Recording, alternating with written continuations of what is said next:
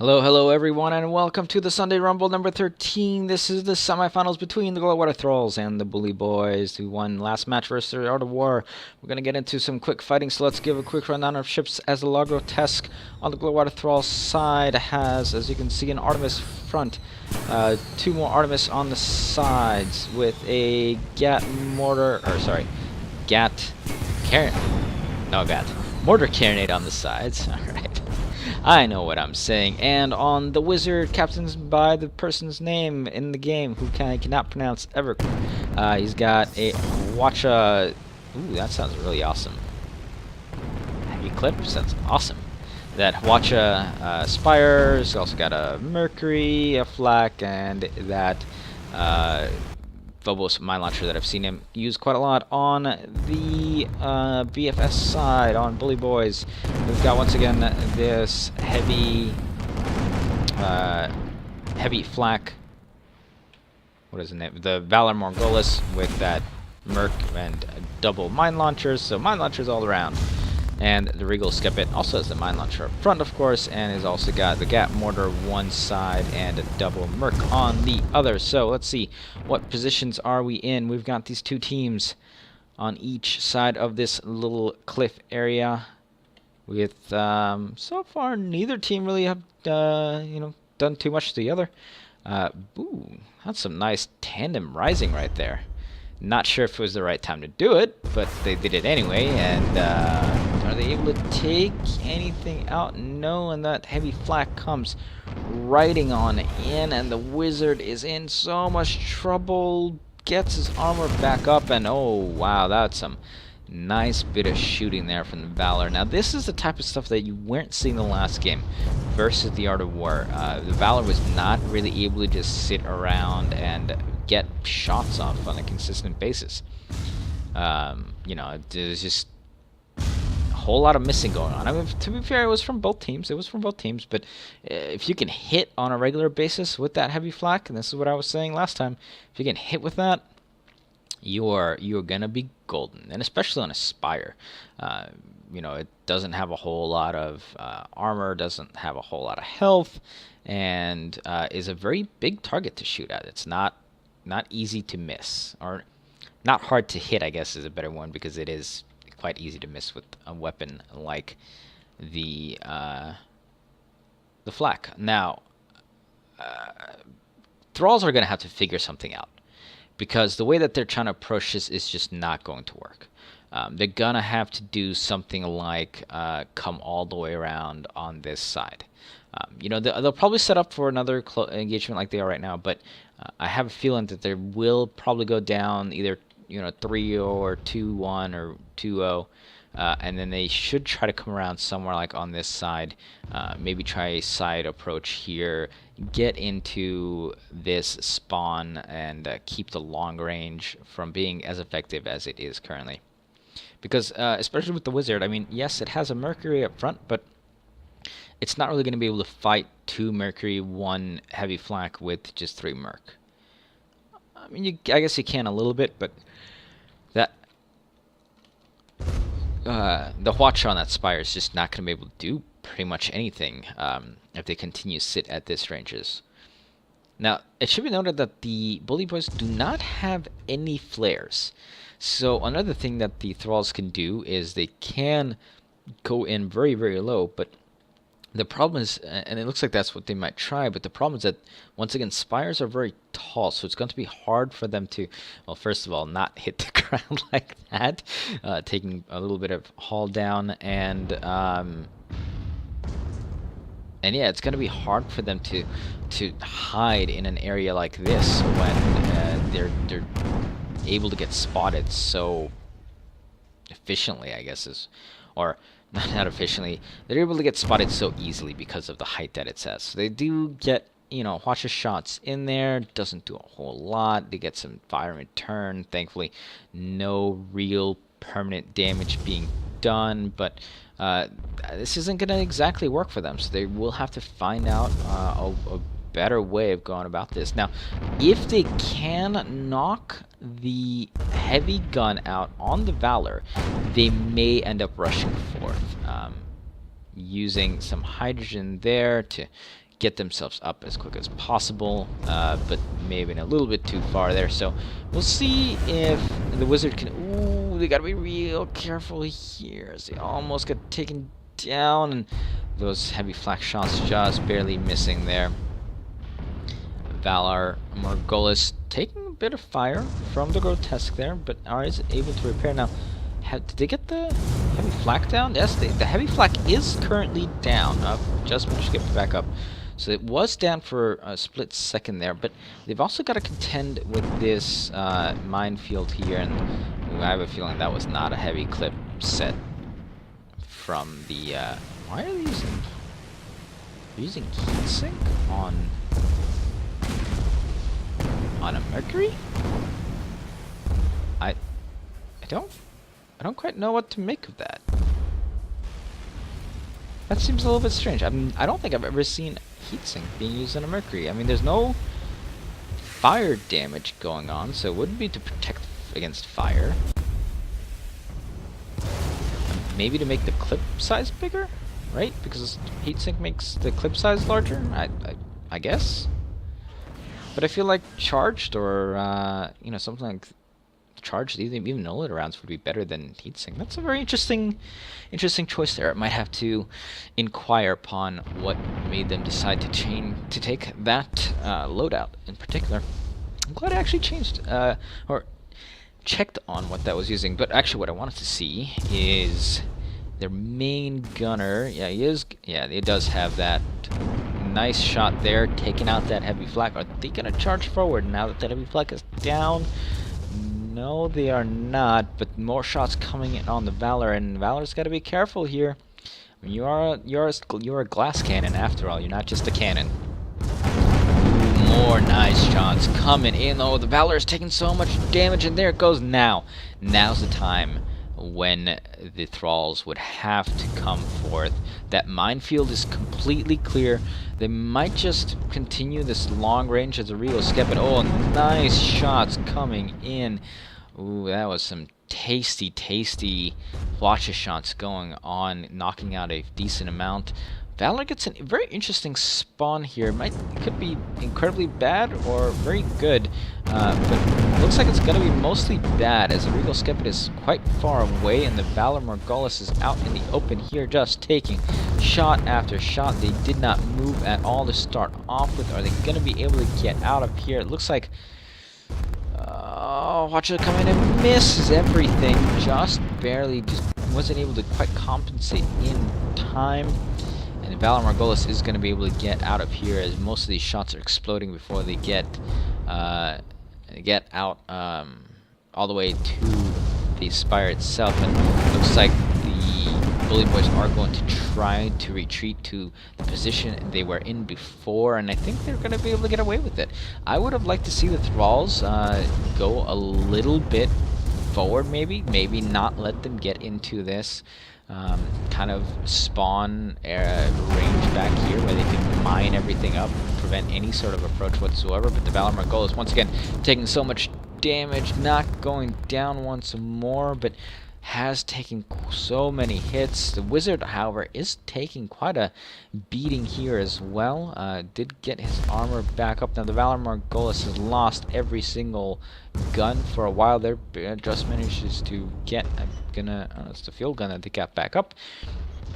Ooh, La Grotesque taking damage here, and flak shots anywhere. Oh, right, the flak cannon was down, so they're not going to be able to get that back up, and when it does hit, it goes right into the... Oh, that Watcher miss was bad. That was not what you wanted. You wanted to hit every single one of those, as now the Wizard is getting pounded here by the Spire of the Valar Morghulis and the Regal Skepet. Is the Wizard going to be able to retreat? Looks like they are. The Valar Morghulis still has a couple of guns down, but they're really sort of the non-essential guns at this point. It is the 2 mine launchers, and you know, this isn't ending up as a charge forth type of match. Now the Valar Morghulis is quite far out in front here, and La Grotesque has been shooting down at it, and I think the Wizard's going to try to come around the side here again, and but the Valar Morghulis moving forth, they are going to be with the wizard should be within arming range, so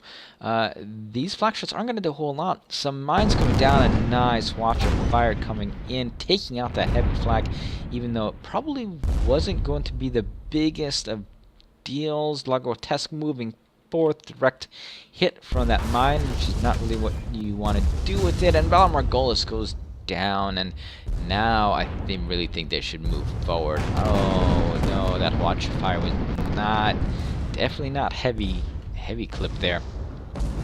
Regal Skepit taking a massive amount of damage here, mostly to components though, and the Valar Morghulis gets a very good spawn in this case, just right onto the wizard. Regal Skepit losing every single component. I mean, that was a little bit of an exaggeration, but at least half the components were down. However, oh, the Valar Morghulis takes out the wizard, and fireworks go shooting off everywhere. Now we will see how this shakes out, as the Valar Morghulis has taken quite a beating in return, but it's hard to just kill with a with Mercury's. You can strip armor quite well, you can take out components quite well, but to actually get kills off, it's gonna take quite a lot. But the fire keeps on coming in from the Grotesque, and so for the Regal Skepit, hasn't really been able to say anything in return.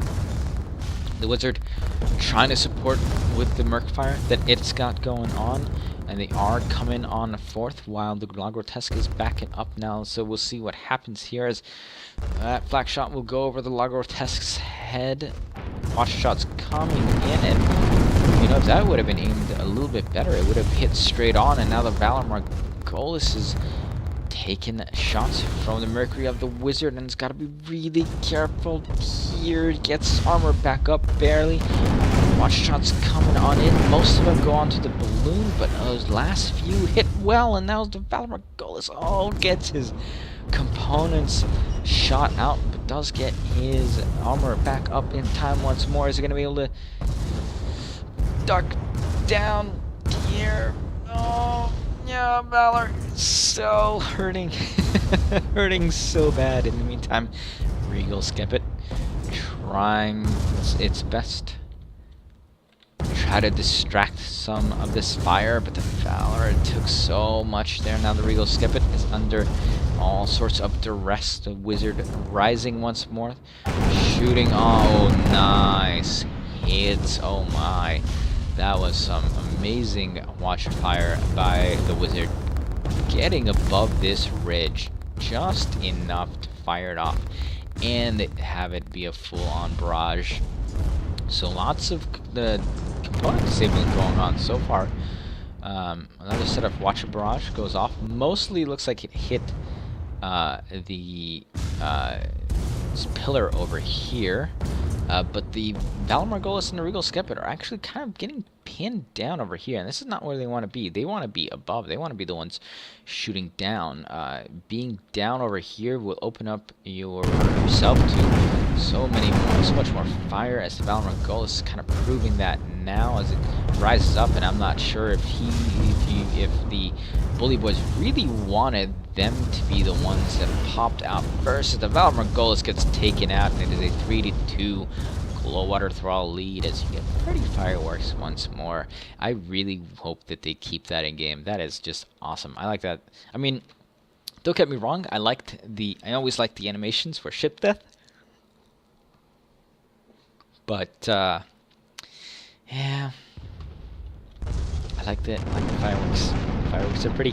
Alright, Valar Morghulis spawned back in the blue spawn and gets caught.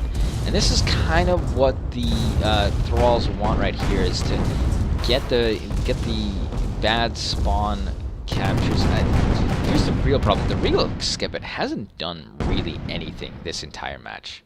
They've just really just been there. Ooh, nice hit by some mines, as the wizard is well known for this mining approach.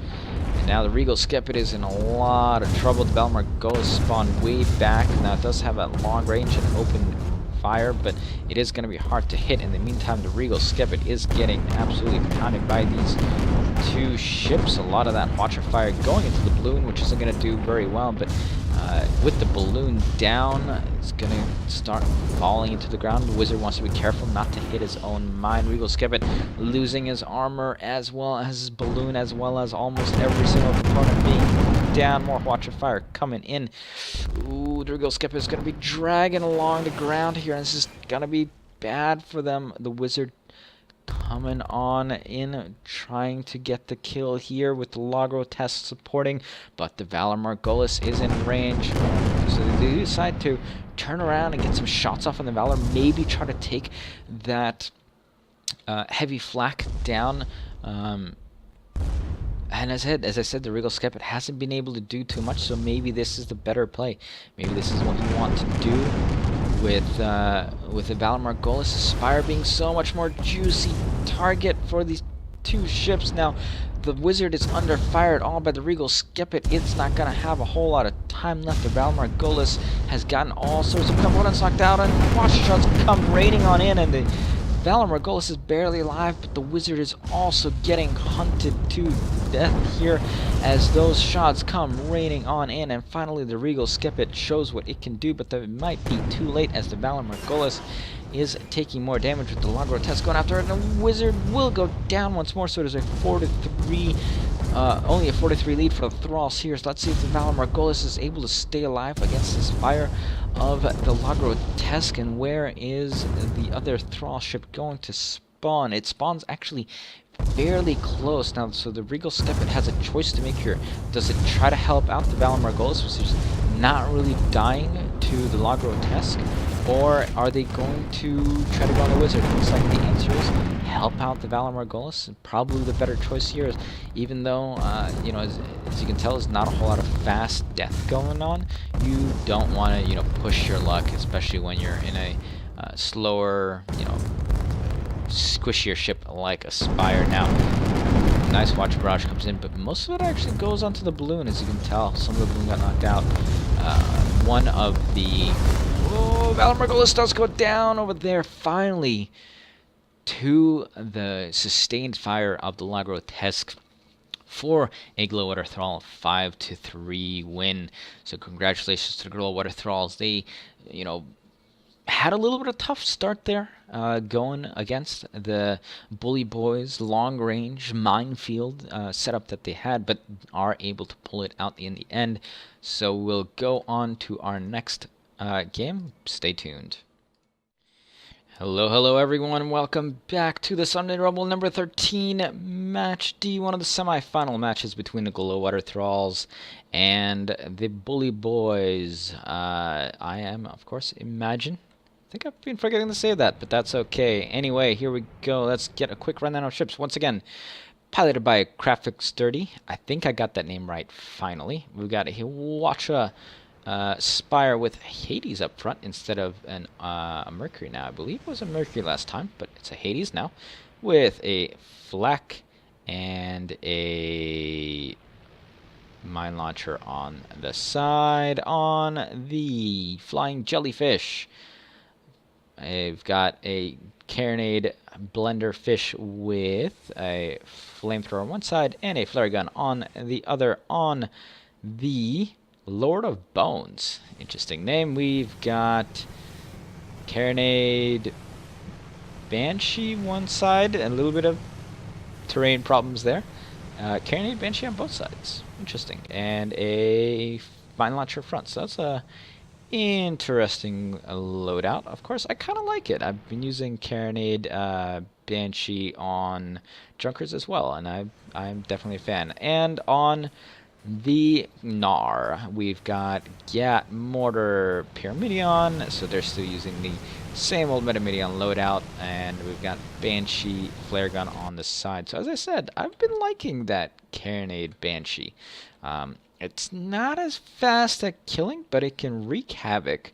And of course on this map, that Carronade can just do wonders. And of course that's why we see the Flying Jellyfish with it, and why we see the Lord of Bones. You know, you pop them balloons, you get people smashing into all these buildings, all this terrain, doing a bunch of damage. Now, I don't know, finally, okay, there's a spawn. I was about to say, I don't know how these teams hadn't spotted each other. They were pretty much right next to each other.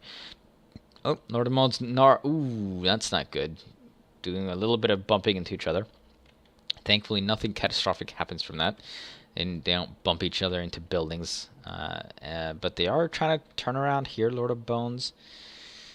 Careful. Oh, no, that's not good as he smacks against the building here. Doesn't do a whole lot in that matter, but does prevent him from turning around in time to see all this fire from the coming down on the Gnar. Now the flying jellyfish has gotten himself stuck in a little bit of a hard position here, so that has allowed the Lord of Bones to come forth and try to get that front gun out of the flying jellyfish, or just do some amount of damage at least on it. Now the Lord of Bones taking that heavy carronade fire, getting shot down into the ground, and both the Gnar and the Lord of Bones having some balloon issues. And of course this is very, very common tactic on this map. Pop them balloons, get them riding down, have the terrain do your damage for you. And I feel like this is part of the reason why people complain about the carronades in the first part, is this map in particular. The Gnar rising up here, trying to shoot off at the fire, the wizard, but runs straight into this bridge here and just absolutely gets wrecked, losing so much health on the flying jellyfish, staying by himself against two of these ships. And even though the Gnar is incredibly hurt, this is not a good place for the jellyfish to be. But ooh, mine shots coming on down onto the Gnar, and the flying jellyfish is going to be able to get on here, and watch a shot going onto the Lord of Bones, taking out so many components. In fact, it took out almost all of the guns there. One has been rebuilt pretty quickly. Flying jellyfish keeping on the Lord of Bones. Gnar, wizard. Ooh, ow. I mean, I can't even do anything but make just cringing noises at what just happened to the Gnar there. Full on watch a shot into the rear, and then just continue on peppering the Gnar. Now the Lord of Bones taking that watch of fire. Some mines. Oh, I think the wizard may have actually ran into his own mine there. Does the Lord of Bones still have a mine launcher up front? Yes, he does. So it may have been even his. I'm not too sure. That almost gives him enough time to get out, but I think he bumped against some building on his own, and that has allowed the flying jellyfish to catch up. The flying jellyfish hits off this crane, but Lord of Bones continues to bounce off of buildings. Now the Gnar is getting back in here, so if Lord of Bones can survive, but no, they turned a little bit too quickly, and now they are, no, this is not a good position for the Lord of Bones. He's stuck between two buildings, basically can't turn, and the the flying jellyfish is just gonna absolutely sit on top. They actually may have helped the Lord of Bones dislodge themselves. Oh, but getting caught on a building once more, and Lord of Bones goes down, and it is a 2-0 lead. Now the Gnar has come forth, is charging right on in here into the wizard. Is gonna be able to get those famous mines down? I think so, and oh my god, huge mine hit there on the Gnar, turning the Gnar all the way around in a position he just does not want to be in. And this is just not looking happy for the Gnar as those light flak shots coming in, and another full watch barrage going off, taking out so much of the Gnar's components, and just the flying jellyfish getting in there as well with that carronade fire, absolutely obliterating the bully boy ship. And this is just not going the way that they wanted it to happen at all. It's just been one kill after another. So hopefully Lord of Bones will back up here and let his teammate join up.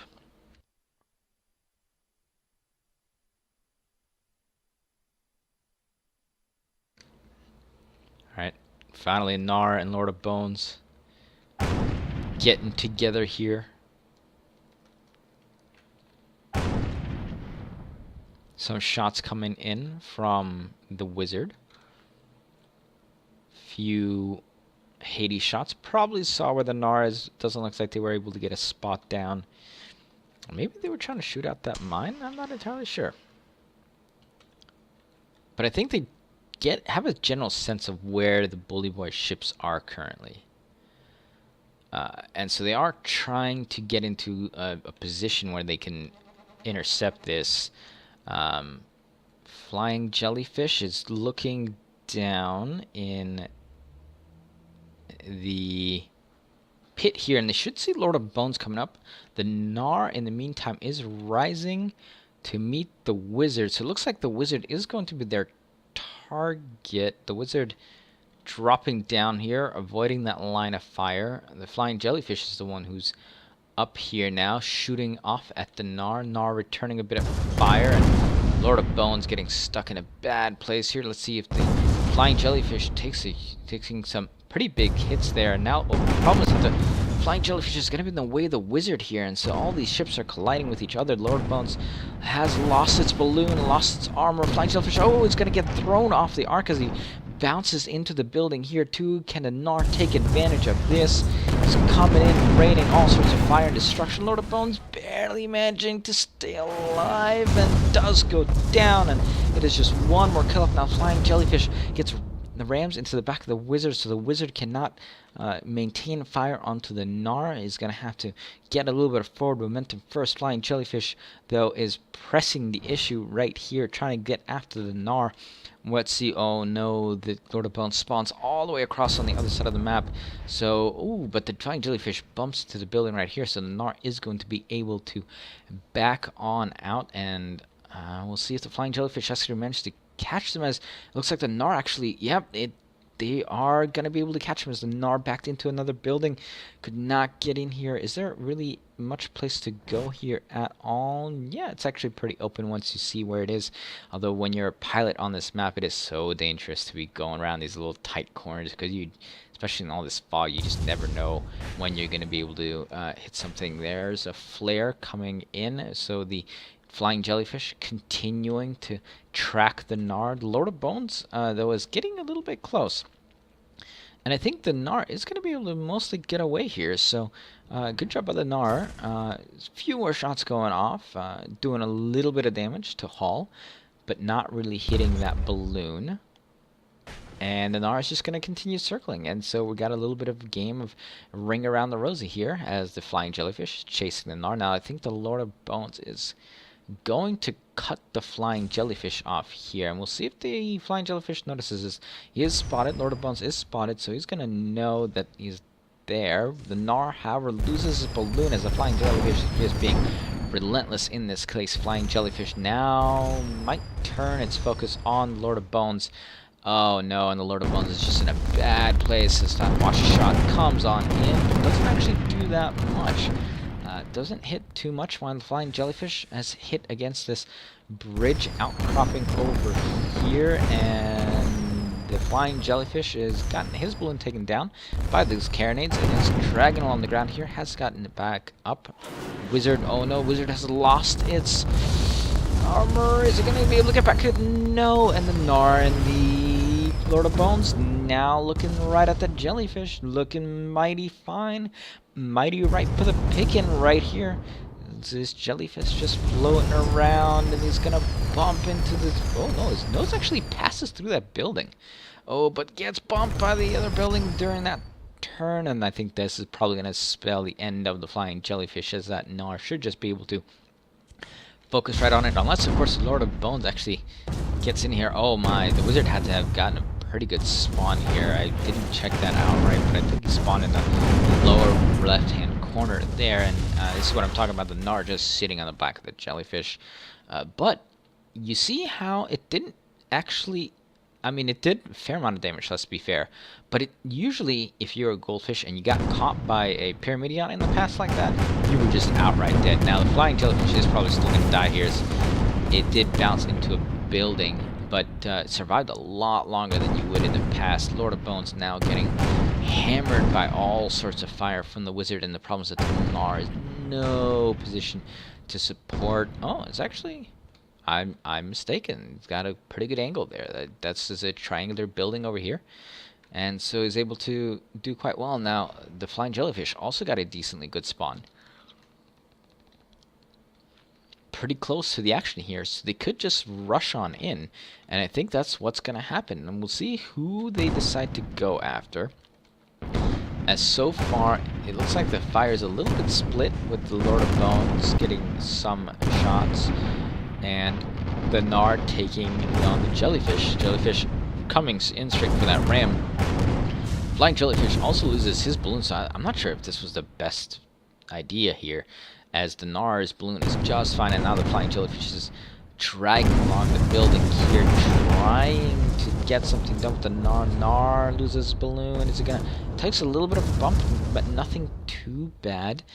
Now the Wizard is going to maybe try to go around here and catch the Gnar from behind, while the Lord of Bones is... well, it was pretty okay, actually. What guns does he have? He has 2 Banshees out currently, but those carronades still going to work on the Flying Jellyfish. And actually, the problem here is that the Wizard is now way out of position. The Flying Jellyfish not taking any heavy damage so far.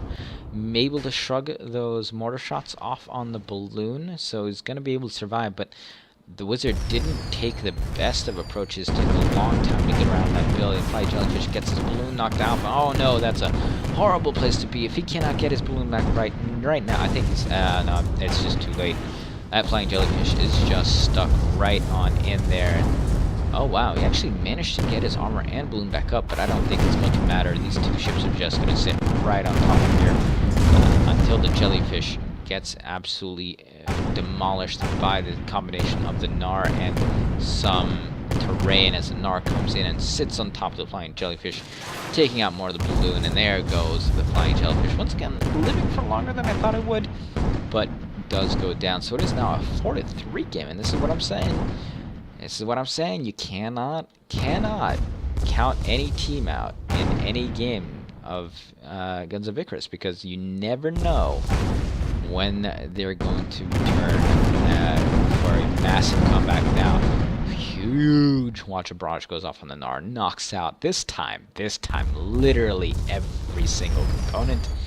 That one that you see up, that was repaired. So that was an incredibly good Watch of Barrage, but oh, the Wizard, you gotta be careful, you're gonna bump into that building. Okay, I think he does see it. Wizard taking some damage. Flying Jellyfish running back on here, and it really helped the Flying Jellyfish. Didn't get a good spawn, but it really helped the Flying Jellyfish that he was able to... this entire fight was moving in his general direction. Wizard took a fair amount of damage from the Lord of Bones, and let's see who these 2 teams decide to go after now, as the Wizard is taking so much damage here. Gets his balloon knocked down. Armor was down as well. That drogue shoot doing quite well for them. The Gnar gets his armor back up just in time, and the Wizard is taking so much focus fire here, and it will not go down, maybe? Yes. Oh, this is a terrible spot for the Wizard. Flying Jellyfish has to make something happen, otherwise it's going to be stuck in a 2-on-1 situation where it will be... oh, the Flying Jellyfish actually knocks the Wizard into the bridge here, so Flying Jellyfish basically just killed his own teammate with that. I mean, I'm not sure if the Wizard was going to be able to survive anyway, but that was basically what finished off the Wizard right now, so that's not a good thing at all. And now the Flying Jellyfish trying to get out of here. The Lord of Bones, oh my god, that was amazing spawn for the Wizard, but we'll see if it's in time or not. Gnar taking heavy Hades fire. Those mortar shots rain over the top of the Jellyfish, don't hit anything. Can the Thralls pull this out? Can they do it? Gnar overshoots Jellyfish a little bit, but this also means that the Jellyfish will not have its arc focused on Gnar. Lord of Bones trying to come on in. Shots raining in from every which way, trying to get that Gnar down. Armor finally down, and the Gnar is... oh, the Gnar does go down! Gnar goes down, so almost an amazing comeback by the Bully Boys, but the Glowwater Thralls end this wild game, and so congratulations to them. They will move on to the finals of the Sunday Rumble number 13. This has been Imagine. I will probably go and play on the other side of this bracket now. Thanks everyone for watching, and I hope to see you again.